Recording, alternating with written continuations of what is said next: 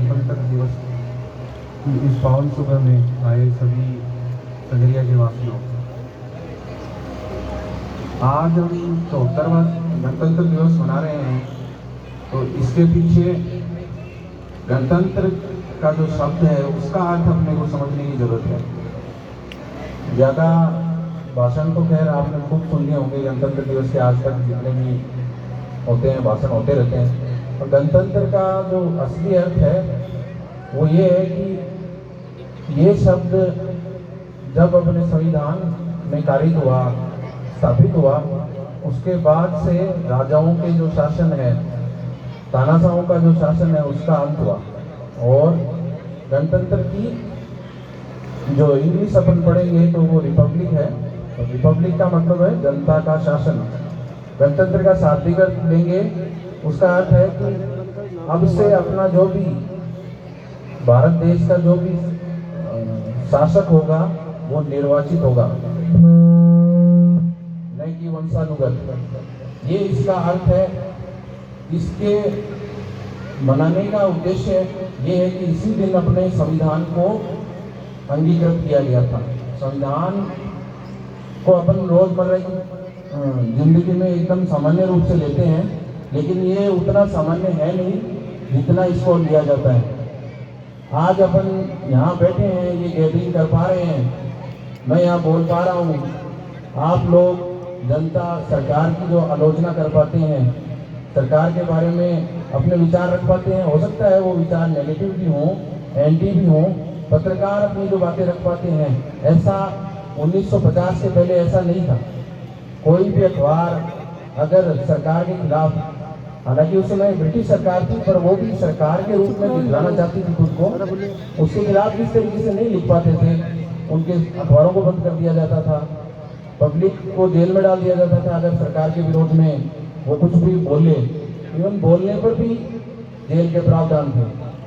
Rowlatt act का नाम सुना, वो ऐसा ही था कि सिर्फ शक के आधार पर किसी को अरेस्ट किया जा सकता है।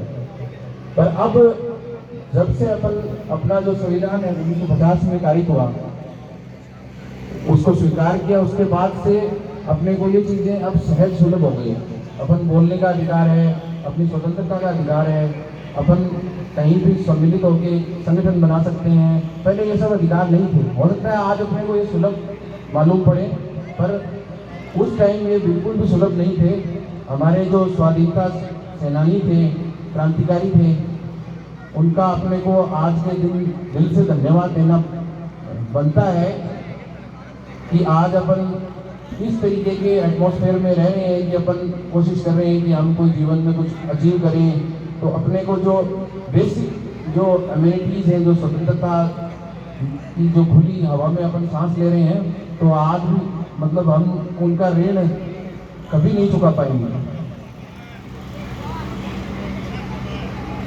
ये जो सहज सुलभ चीज़ें हैं, इन चीज़ों को अगर अपन गौर से देखें, ये बहुत रेयर है। अगर आज भी कुछ ऐसे राष्ट्र हैं जो स्वतंत्र हैं या जिनमें डिक्टेटरशिप है, जैसे उत्तरी कोरिया है, वहाँ आप बिल्कुल उसी स्थिति में अपन आज से 74 साल पहले थे। तो इस संविधान में अपन हमेशा रेडी रहेंगे।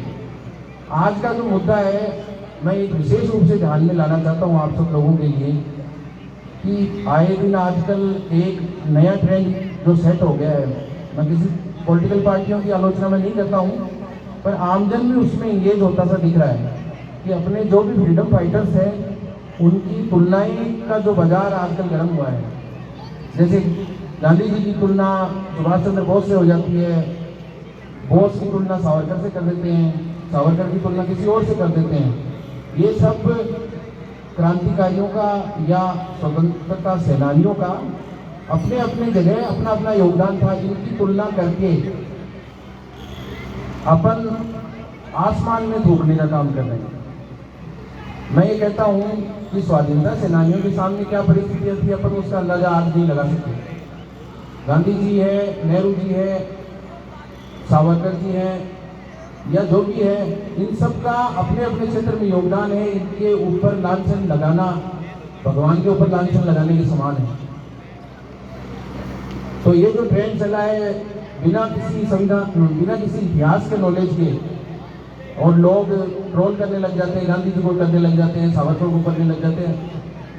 XYZ कोई भी स्वतंत्रता सेनानी है, उनके प्रति संविधान में भी इवन मूल कर्तव्यों में अपना कर्तव्य है कि जो अपनी स्वतंत्रता जिनकी बदौलत अपने को हासिल हुई है, आज अपन जो बैठे हैं इस स्वाधीनता संघर्ष की बेला पे, स्वाधीनता गणतंत्र दिवस की इस बेला पे अपन जो बैठे हैं, वो सब उन स्वाधीनता सेनानियों की बदौलत ही अपन यहाँ बैठे हैं।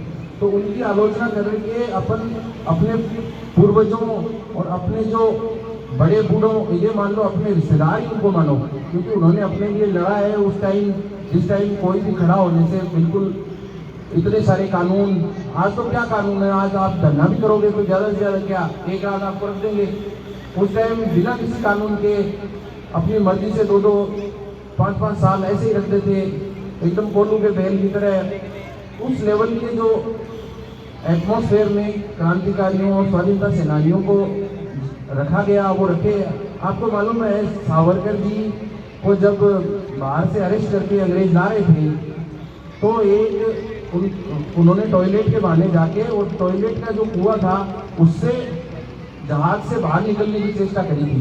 तो आप सोच सकते हो कि कितना छोटा वो टॉयलेट का कुआं होता होगा, उससे उन्होंने निकलने की बाहर चेष्टा करी। ऐसे ही मैं गांधी जी की कहता हूँ कि आलोचना, स्वाधीनता सेनानी आलोचनाओं से परे हैं, उनकी आलोचना अपन नहीं कर सकते। वो अपने पिता या अपने दादा की आलोचना के समान होगा। सावरकर जी की जैसे वैसे गांधी जी की है।